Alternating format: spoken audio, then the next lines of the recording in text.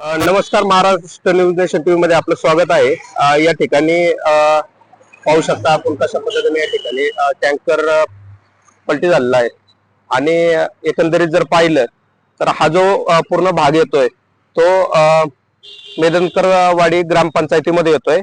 यामध्ये जर पाहिलं तर ड्रायव्हर रात्री या ठिकाणी गाडी पार्किंगला लावून या ठिकाणी झोपलेला असताना पहाटे 5च्या सुमारास या ठिकाणी अचानक गाडी पलटी झालेली आहे. यामध्ये ग्रामपंचायतीने लक्ष देऊन या ठिकाणी या ड्रेनेजवर झाकण टाकण्याची आवश्यकता आहे. यामध्ये जर पाहिलं तर ड्रायव्हर यांच्या पायाला पण लागलेला आहे आणि एकंदरीत जर पाहिलं तर यामध्ये प्रशासनाचा ढिसाळ कारभार समोर येत आहे. यामध्ये प्रशासन लक्ष घालणार का असा प्रश्न या ठिकाणी निर्माण झालेला आहे.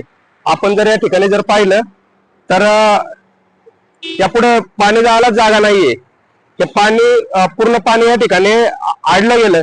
त्याच्यानंतर हा जो भाग आहे तर पूर्ण जीर्ण झाला आणि त्याच्यानंतर ड्रायव्हर अचानक झोपेत असताना पहाटे 5 वाजता या ठिकाणी हा अपघात झालेला आहे.